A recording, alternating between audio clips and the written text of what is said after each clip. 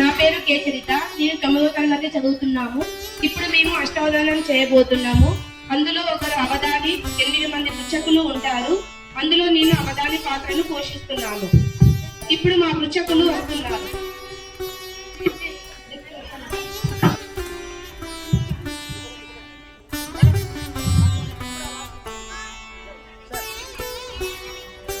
ఉదయం. నా పేరు కే శ్రీవల్లి. నేను 9వ తరగతి చదువుతున్నాను. అయ్యా అవధాని గారు నమస్కారం అండి. నమస్కారం. నేను ఈ రోజు అడగబోయేది దత్తపది. కానీ బ్రాహ్మణుల పెళ్లిలో పంది, చేప, కప్ప, కోడి ఉండాలి. మరి అయితే ఈ దత్త పదాలను ఉపయోగించి ఒక పద్యాన్ని పూరించండి. అలాగే శ్రీవల్లి గారు, మీరు ఇచ్చిన దత్తపది సమస్య చాలా చక్కగా ఉంది. ఏంటి బ్రాహ్మణుల ఇంట కప్ప, కోడి, చేప ఉండాలా? అలాగే మీ దత్తపది సమస్యకు మీ పద్యపూరను గావించగలను. అందమైనట్టి పందిరింట బ్రాహ్మణుల ఇంట చేపట్టిన పరిణయమునందు కొసరి మా కప్పడాలో పకోడీ పెట్ట కమ్మనౌ వంటకాలతో కడుపు నిండెన్. శ్రీవల్లి గారు, మీ దత్తపది సమస్యకు నా పద్యపూరణ. ధన్యవాదాలు అవధాని గారు. నా దత్తపది పదాలను ఉపయోగించి చాలా అద్భుతంగా పద్యపూరణ చేశారు. శుభోదయం. నా పేరు ఊహాలక్ష్మి. నేను 9వ తరగతి చదువుతున్నాను. అయ్యా అవధాని నమస్కారం అండి. నమస్కారం అండి. నేను ఇవాళ అడగబోయేది నిషిద్ధాక్షరి. శేషాసాహాలను ఉపయోగించి శివునిపై ఒక పద్యాన్ని చెప్పండి అవధాని గారు. అలాగే ఊహా గారు, మీరు ఇచ్చిన నిషిద్ధాక్షరి సమస్య చాలా అద్భుతంగా ఉంది. శేషాస ఉపయోగించకుండా శివునిపై పద్యం చెప్పాలా? అలాగే కానివ్వండి, నీ పద్యపూరణ చేసేదను. డమరుకను మ్రోగించుచు నమరించెను మానవులకు ఆమాలిన్ సమనీయముగా వ్రాయగ నుమతోడవాని నుద్దతి గొలుతున్. మీ నిషిద్ధాక్షరి సమస్యకు నా పద్యపూరణ. శేషాసాహాలను ఉపయోగించకుండా చక్కగా అద్భుతంగా స్పష్టంగా చెప్పారు. శుభోదయం. నా పేరు హరిత. నేను 9వ తరగతి చదువుతున్నాను. అయ్యా అవధాని గారు నమస్కారం అండి. నమస్కారం. ఇవాళ నేను అడగబోయేది సమస్యాపూరణ. అయితే అందుకోండి మరి. వీటిని పెళ్లి ఆడే నొక కోమలి స్నేహితురాండ్రు మెచ్చగా. దీనిని పూరణ చేయండి అవధాని గారు. హరిత గారు, అలాగే కానివ్వండి. మీరు ఇచ్చిన సమస్య పూర చాలా కష్టమైనప్పటికీ నేను పద్యపూరణ గావించగలను. వీటిని పెళ్లియారి ఒక కోమలి స్నేహితురాండ్రు మెచ్చగా. వీత మృగాశి యొక్కతే వివేచన కోల్పడే చర్మ బాధదే. నాతికి పెళ్లి కాదని వినాశన మౌనిని నేస్తులెంచుచున్. జాతకముల్ జనుంపగా విషక్కుని సాయము పొంది మందో. నూకోతిని పెళ్లి ఆడే ఒక కోమలి స్నేహితురాండ్రు మెచ్చగా. నీ సమస్యాపూరణకు నా పద్యపూరణ. ఎంత అద్భుత పూరణ అవధాని గారు. నేను ఇచ్చిన సమస్య ఎంతో కష్టంగా ఉన్నప్పటికీ చాలా అద్భుతంగా నా పద్య పూరణకు పూరణనిచ్చారు. ధన్యవాదాలు అవధాని. అందరికీ శుభోదయం. నా పేరు హరిణి. నేను 9వ తరగతి చదువుతున్నాను. అయ్యా అవధాని గారు నమస్కారం అండి. నమస్కారం అండి. అయ్యా అవధాని గారు నమస్కారం అండి. నమస్కారం అండి. నేను ఇవాళ అడిగేది ఆశుపత్యం. నా సమస్య కంప్యూటర్ పై ఒక కవిత పద్యం చెప్పండి. అలాగే హరిణి గారు, మీరు ఇచ్చిన ఆశు సమస్య చాలా చక్కగా ఉంది. కంప్యూటర్లపై కవితపై పద్యం చెప్పాలా? అలాగే కానివ్వండి, నీ పద్య పూరణ గావించగలను. కంప్యూటర్లు వచ్చే గతి తప్పెనంతయున్ కైతలించు చానే కీబోర్డుకులను. గూగులమ్మ పలిగే కోరినట్లెడా తెలుగు వెలుగు చూడు తెలుగింటిలోన. మీ ఆశు సమస్యకు నా పద్యపూరణ. చాలా ధన్యవాదాలు అవధాని గారు. నేను ఇచ్చిన సమస్యకు చాలా చక్కగా పద్యపూరణ చేశారు. ధన్యవాదాలు. అందరికీ శుభోదయం. నా పేరు యశ్నేన. నేను 9వ తరగతి చదువుతున్నాను. నేను ఇప్పుడు అడగబోయేది అప్రస్తుత ప్రసంగం. అవధాని గారు నమస్కారం అండి. నమస్కారం అండి. నేను ఇప్పుడు కొన్ని ప్రశ్నలు అడుగుతాను, వాటికి మీరు సమాధానం చెప్పండి. అలాగే కానివ్వండి. అవధానం చేసే వారికి చెప్పట్లంటే చాలా ఇష్టం అంట కదా, మరి మీకు అవధాని గారు? నాకు చెప్ప అట్లు అంటే ఇష్టం ఉండదు. నాకు తప్ప అట్లు కంటే కారు అట్లు అంటే చాలా ఇష్టం. భార్య భర్తకు వడ్డిస్తోంది. భర్త పశువా అన్నాడు. భార్య నవ్వుతూ కోతి అంది. అంటే ఏమిటి అవధాని గారు?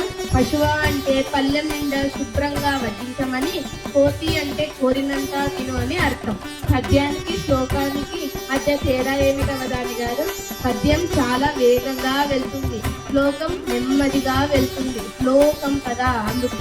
పెళ్లికి వెళ్తూ వెళ్తూ పిల్లల్ని చంకన పెట్టుకొని వెళ్ళటం అంటే ఏమిటి అవధాని గారు? అవధానికి వెళ్తూ వెళ్తూ అప్రస్త ప్రసంగాన్ని వెంట పెట్టుకొని వెళ్ళటం. గోవింద అని 3 సార్లు ఎందుకంటారు అవధాని గారు? దర్శనానికి నిలబడినప్పుడు ఎవడి చేయో మన జోబి దగ్గరికి వచ్చినప్పుడు మొదటి గోవింద, వాడి చేతి మన జోబిలోకి వెళ్ళగానే 2వ గోవింద, జోబిలో నుంచి పర్సు పోగానే 3వ గోవింద. గోవింద గోవింద. నిషేధించే పని అప్పచెప్తే మీరేం చేస్తారు అవధాని గారు?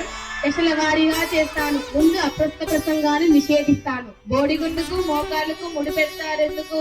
రెండిటికి అంతగా వెంట్రుకలు ఉండవు కాబట్టి. మీ మైక్ లో బాంబు పెడితే మీరేం చేస్తారు అవధాని గారు? వెంటనే అప్రస్త ప్రసంగానికి ఇచ్చి మాట్లాడమంటాను.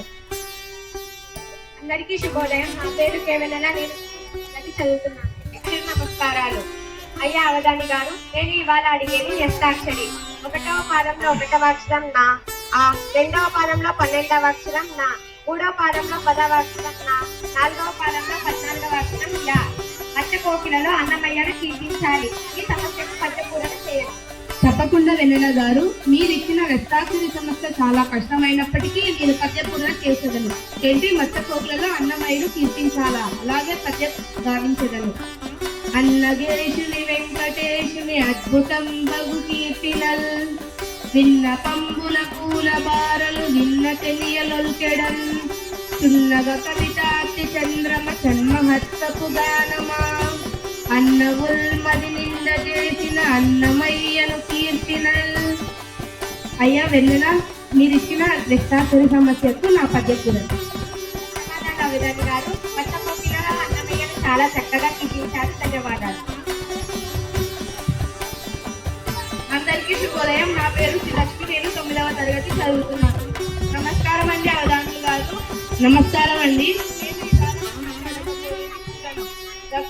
రవి గాననితో కవి గాంచునే కదా, దీనిని పూరించండి. మీరిచ్చిన పూరణ సమస్య చాలా చక్కగా ఉంది శ్రీలక్ష్మి గారు.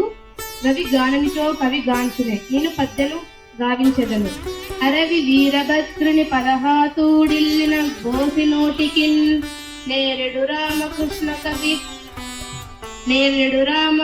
కవి ముక్కు తిమ్మరా, పూరా పదాహతి మత్తిడి పొక్కిరి పంటికి దుప్పి కొమ్ము, పాల్గర చూయింపనౌర రవి గాననితో కవి గాంచునే కదా. ఈ పూరణ సమస్యకు నా పద్య పూరణ.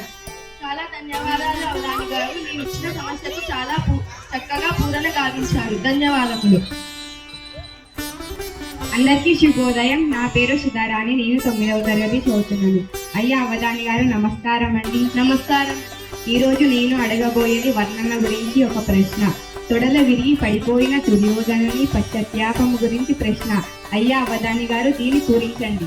అలాగే సుధారాణి గారు, మీరు వర్ణన గురించి చాలా చక్కగా సమస్యను అడిగారు. ఏంటి, తొడలు విరిగి పడిన దుర్యోధనుని పశ్చాత్తాపం గురించి పద్యం చెప్పాలా? అలాగే కానివ్వండి, నేను పద్యం గావించెదను. అక్కట పాండవేయులు నహంకృతి తోడను ధర్మమూర్తులున్, దిక్కులన్ బెట్టి మొరముగ చేపడం చేసి మట్టి పాపమే, దిక్కుల గానలేని గతి తెచ్చి నటంచు సుదయో సుదుందుతాన్, వెక్కియూ వెక్కియేచ్చే గల వీర్యుడ ధైర్యుడు జాలిగన్.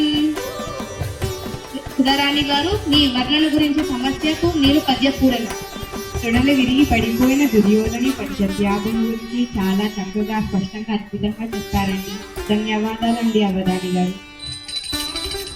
అందరికీ శుభోదయం. నా పేరు పి మానస, నేను 9వ తరగతి చదువుతున్నాను. అయ్యా అవధాని గారు, నమస్కారం అండి. నమస్కారం అండి. ఇవాళ నేను అడగబోయేది దత్తపది. కుచేలుడు కృష్ణుడి వద్దకు పోయినప్పటి విషయము. గానము, గానము, స్వానము ఈ దత్త పదాలను ఉపయోగించి పద్యపూరణ గావించింది. అలాగే మానస గారు, మీరు ఇచ్చిన దత్తపరి సమస్య చాలా అద్భుతంగా ఉంది. ఏంటి, కుచేలుడు కృష్ణుడి దగ్గరికి పోయినప్పటి విషయమా? గానము, గానము, స్వానము, స్వానము. అలాగే పద్యాన్ని గావించదము. మానముతో దరిద్రతను మాపగ వచ్చిన యాకుచేలుడిన్ గానము చెయ్యుచున్ హరి గౌరవనెంతయున్ మానముతో చెయ్యుచున్ హరి గౌరవనెంతయున్ స్నానము ముదంబు నిండు గతి తెచ్చే సన్మతి మంగళ స్నానము ఘన సంపదలిచ్చుచున్ నంపే నర్మిలిం. మానస గారు మీరు ఇచ్చిన దత్తపది సమస్యకు నా పద్య పూరణ. ధన్యవాదాలు అభిలాష్ గారు. నేనిచ్చిన దత్తపది సమస్యను చాలా చక్కగా పద్య పూరణ కాదు. అవధాని గారు, సన్యాసికి సన్యాసికి మధ్య తేడా ఏమిటి? అందరినీ వదిలేసిన వాడు సన్యాసి, అందరూ వదిలేసిన వాడు సన్యాసి. అవధాని గారు, మీకు అశువులు ఎప్పుడు వస్తాయి, అశువులు ఎప్పుడు వస్తాయి? అవధానం చేసేటప్పుడు ఆశువులు వస్తాయి, అవధానం చేసి సత్కారం ఎగరగొట్టినప్పుడు ఆశువులు వస్తాయి. సభలో ఎవరైనా ఆవలిస్తే మీరేం చేస్తారు? పాలిచ్చేదైతే ఇంటికి తీసుకెళ్తాను. రైలు పట్టాలకు కాలి పట్టీలకు మధ్య అనుబంధం ఏమిటి అవధాని గారు? రైలు పట్టాల మీద ఉంటుంది, పట్టీలు కాలు మీద ఉంటాయి. ఇక్కడికి రంభ, ఊర్వశి, మేనక, తిలోత్తమ వస్తే మీరేం చేస్తారు? ఇంకా నలుగురిని పిలిపించి అష్టవధానం చేయిస్తాను. కీర్తి శేషులు వచ్చింది, పెళ్లికి వెళ్ళమంటారా అవధాని గారు? తప్పకుండా వెళ్ళండి. కీర్తి శేషులు అంటే కీర్తి అంటే అమ్మాయి పేరు, శేషులు అంటే అబ్బాయి పేరు. మీకు వాణిశ్రీ అంటే ఇష్టమా? చాలా ఇష్టం. వాణి అంటే సరస్వతి, జ్ఞానం. శ్రీ అంటే సంపద. మొదటి అమ్మాయి పేరు గోపిక, రెండవ అమ్మాయి పేరు దీపిక, మూడవ అమ్మాయి పుట్టే ఏ పేరు పెట్టాలి అవధాని గారు? ముందు ఆపిక. 17 సార్లు.